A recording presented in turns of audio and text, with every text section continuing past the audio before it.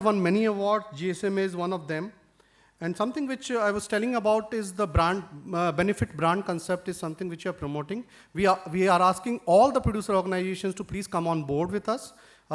We not just share the purchase price of the produce with the farmer, but we also actually share the benefit of the retail. So if a 100 rupees product a retailer is buying, a retail customer is buying, we ensure between 7 to 10% of the revenue of the end sale actually goes back directly into the bank account of the farmer as a bonus, which is something which we're trying to do because we want the farmers to be in a sustainable business of cultivation and love the occupation that they're trying to do. There are many stories, and I would like to conclude with this one short story of one farmer. She is farmer Santoshi. Santoshi is from Madhya Pradesh. She started working with us about 2.5, 3 years back, and so there are many growth drivers of people who are trying to opt. Her husband has left the farm occupation even though they have 4.5 acres of land because he has to do labor work to supplement the farm income. There was not enough income, and there are many, many reasons. I don't want to go into details. Many of them have been already told. After engaging with us, she had an additional income of around 20,000 rupees, which is something very interesting, and I want to conclude on that. That 20,000 rupees, and what will she do with that rupees? She deposited that money into fixed deposit for the 2 kids that she had so that she can fund their later education when they go. She shifted the kid at the same time from a government school to an English medium school because that's what their understanding of better education is. And this is something for us is a great impact parameter that if we are engaging with the farmers at that level, these kind of stories is something which motivates us in the work that we are trying to do.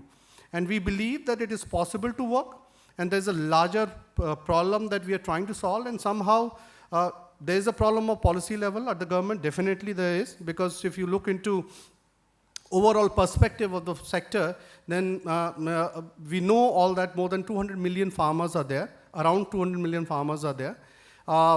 These farmers are risk takers, entrepreneurs. I call them entrepreneurs. But somehow the support ecosystem doesn't work in their favor. It doesn't work them to work properly in the market. So even if we look at from a pure market and business and job perspective, then we need to think that this is one of the sector which can employ large number of graduate. But unfortunately, it doesn't. Even agriculture graduate, which India produces the largest number of agriculture graduates in the world, but how many of them join agriculture sector? Not even, I think, not even 5%. Less than 5% people join in agriculture sector, which is where the apathy is. Of the 55 lakh graduates that come, there were jobs as per government data. Last year, only 1.6 lakh jobs were created. Rest people remain unemployed. And these are the figures over in years many, many times.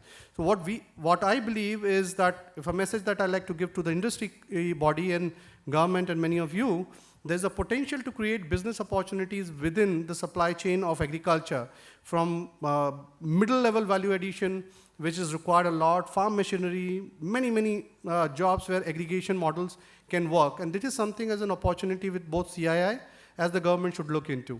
Thank you. Thank you so much. Unfortunately, we should have spent far more time. The earlier season ran over, but key message.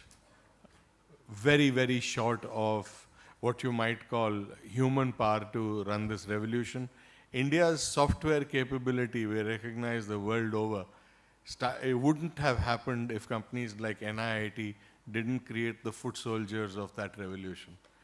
Perhaps what is required is a series of NIITs for agriculture. Thank you so much.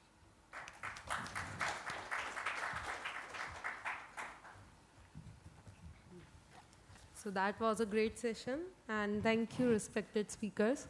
Well, ladies and gentlemen, let's take a short break. So see you after 15 minutes.